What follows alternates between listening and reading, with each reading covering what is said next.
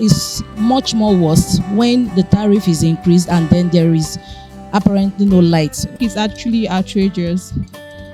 The increase is high, is very high. We understand that, and they gave us a reason for it. But then, imagine living in a house with 24-hour supply. You can even hear the generator. Yes, but we are standing in a place that is powered by solar 24 hours of today.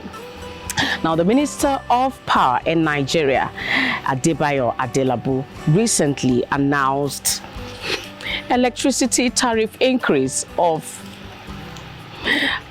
what Nigerians can't really fathom, because some, even with the band A, band B, band C, band E categories, they still do not have electricity supply. Why is this so?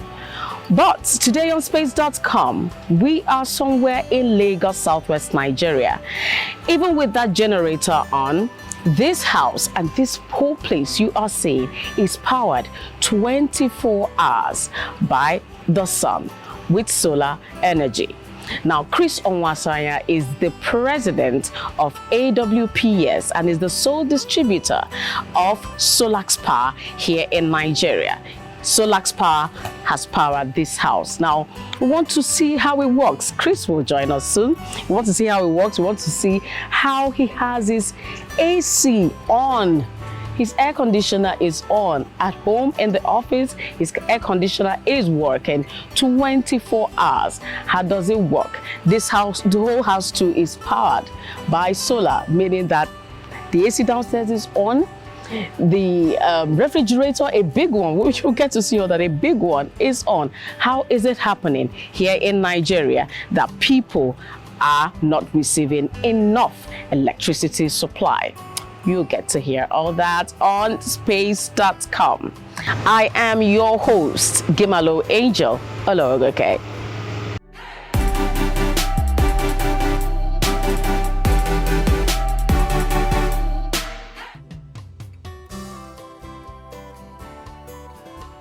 In Lagos, Nigeria, where life never slows down, a new challenge has emerged: the increase in electricity tariffs.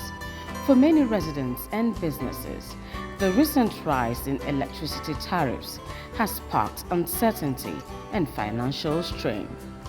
Apparently, all Nigerians are suffering a whole lot. It's much more worse when the tariff is increased and then there is apparently no light. Okay, so even if it's going to be increased, the most important thing, let this light, let's have it and let's be able to enjoy it so that we know what we are paying for. it's actually outrageous, because you don't tell me that someone who has a normal let me say a particular budget for electricity or something he has mapped out, like us salary earner, it's going to be very difficult to do that to pay that such amount, because it's going to cut down a lot of things or to make you furious or frustrated. Actually, I believe they should be able to find a common ground for us that we are working and also for the residents. The increase is high, is very high. We understand that, and they gave us the reason for it, but then they should still be on the considerate side. With the cost of living already high, the increase in electricity tariffs is putting additional pressure on households and businesses. The recent increase in electricity tariffs in Nigeria. The Nigerian government and regulatory bodies have cited various reasons for the tariff increase, including the need to attract investments in the power sector, improve infrastructure, and ensure the financial sustainability of electricity providers. Minister of Power in Nigeria, Adebayo Adelabu, speaks. So government will not deliberately come up with a policy to worsen an already bad situation that we are struggling to come out of, which I believe they are necessary pains if you are targeting some gains in this sector. And Mr. President is also committed to transforming the power sector. The tariff hike has had a significant impact on consumers, with many expressing frustration over the sudden increase in their electricity bills. For households already struggling with the high cost of living, the additional financial burden has increased concerns about affordability and access to essential services. Constitutional lawyer Justice Ogieno speaks. It's shocking. It's in a manner of speaking, it's like a category 7 earthquake in the way it caught people unawares, and in the way it particularly caught businesses unawares. Businesses are supposed to gradually be able to plan for whatever it is their costs and their overheads will be. With this increase, it's almost like a tsunami. It affects their bottom line. A lot of businesses are going to practically go out of business because they're even barely scraping by. He also spoke on the legal implication of the increase. We are trusting that we'll be able to get good legal representation on the side of the people on this case, because I feel that it is one that the court should be brought in to intervene, because the government cannot just go capitalist, laissez-faire, a la carte, full blown, without feeling the pains of the people. There are provisions in the Electricity Act that actually talks about the fact that you should not discriminate against consumers and users. Finding a balance between ensuring financial viability for electricity providers and protecting the interest of consumers remain a significant challenge for policymakers and stakeholders in Nigeria.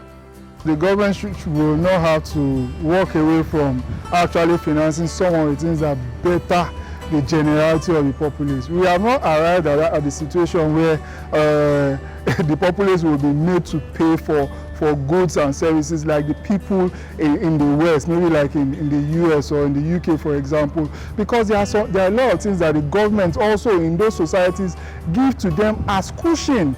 The government in this society does not give us those things as cushion, so the government cannot just a la carte now just go ahead to increase the price of the tariff when it comes to electricity or even PMS as they would do in those other climes. We are not getting what the government is giving to them in those places. See, student loan also, for example, this government cannot just embark on a series or on a frolic of just increasing anything that's supposed to make a society have some level of decency.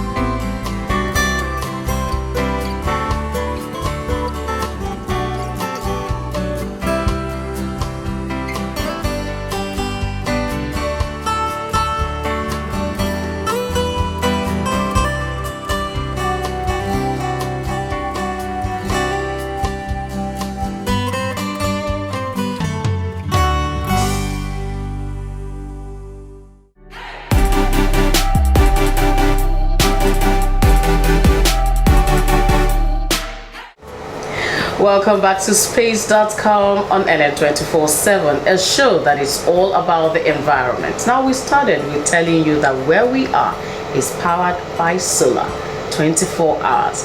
Now, I am with Chris Onwasaya, the president of AWPS Renewable Energy Limited. He is the brains behind this. How is this working in Nigeria? Thank you for joining us on the show. It's my pleasure. Okay, so let's begin with the transition. And I know that you once used PHCN, of course, everybody in the country. Nigeria, So yes. what made you transition to solar power in your home and your office? Well, this is the business I do. Okay. I provide alternative solutions to customers. We're accustomed to using generators. Generators are very expensive, they're noisy, they pollute. So I use solar. Now, when we started, we needed PHCN. But as you know, they're very unreliable. There are times they'll give you voltage that could destroy equipment. I'm sure you've experienced it before. Very well. And then one day, a knot will loosen in their head and they'll send you a bill that makes no sense. And all those factors combined, it didn't make any sense for me to continue to use them. So since 2016, we've not used them. Since 2016? Yes. In Nigeria? Yes. We are in Nigeria, please. I Yes, did not we are. travel out. I'm still here. I'm in Nigeria, in the abroad. That's how they say it. Yes. Oh, that is amazing. Since 2016, you Yes. have not used PHCN. Correct. You have been using solar. Yes. How is this working for you? You know something? I lived, up until 2019, I lived permanently outside of Nigeria. And one of the things that for me wasn't negotiable was power. I needed to have electricity all the time. I would panic if I didn't have power. So now I have power 24/7. I have an AC that's on all the time. It runs 24 hours a day. As you could see, there's an AC on behind you right now. I have my refrigerator is always on. My freezer is always on. Some days I cook with it if I'm in the mood. My air fryers and everything runs on it. So I'm 100% living a normal life. The only difference is how I power that life. So, can you share some insights into installation process and possibly initial cost? Okay. So we don't do solar the way it's been traditionally done in Nigeria. Nigerians have always said, give me a size. So they say I want 5 kVA solar, right? Okay. That makes sense when you're using a generator. You know how much energy you intend to use, and then you buy fuel, right? Solar you cannot refuel. Once the sun is gone, the sun is gone. Once your battery is depleted, your battery is depleted. So what we do is we do an audit. And the way we do an audit is we have a conversation with you. What do you want to power? Okay. You tell us what you want to power. And then we do a calculation. I ask you, how many hours a day do you intend to power those items? You tell us how many hours a day you intend to power it. And based on that information you give us, we size the inverter, Okay. we size the batteries, and we size the panels. Now the panels why are the panels important? Think about it as you put fuel, right? The source of fuel is like you go to a petrol station, right? The tank on the ground is what puts the fuel into your tank, right? Well, your solar panels will put fuel into your batteries. Your batteries are your petrol tank. So the bigger your petrol tank, the longer you can run, right? And the bigger your ability to put fuel into your petrol tank, Okay. you Yeah, understand what I'm trying to say. So that's how we do it. So installation process. Once we're done with this, we size it, we send someone out. They take pictures, we know where we're going to put it. We always have to face it the opposite direction to where we are relative to the equator. Okay. So if we're in the southern hemisphere, we point it to the northern hemisphere. It's not that east-west nonsense you hear from people that the sun rises from the east and sets in the west. That's absolute nonsense. What we do is we look at the trajectory of the sun, Okay. and then how much of that energy can we capture as it goes across the sky. That's how we place the panel. So there's a little bit of brain power involved in doing this. Okay, so for people that you know knowledge is power, and Yes. then information is very key to what people do. So people don't have information concerning solar, so they just feel, let me just be with PHCN. I think I could manage them, though I know that many Nigerians at this time with this electricity tariff increase are tired. They want an alternative source. So can you give me some, maybe comparison between solar and electricity from our normal distributor. So the national grid will always be cheaper. Okay. There is no infrastructure involved. The government has already subsidized the cost of infrastructure getting it to you. It costs about $100,000 for every mile. So a mile is 1.6 kilometers. Okay. So to bring power from the power station to you, it costs about $100,000. So in Naira, if you do that math, it's quite a lot of money, right? So that's already been done. That cost no longer applies to you because someone else has taken care of that cost. All you do is a connection cost from that pole to your house. Solar involves investment in infrastructure. What is infrastructure? Investing in your solar panels, your inverters, and your batteries, and then whatever attendant balance of systems you call that follow it.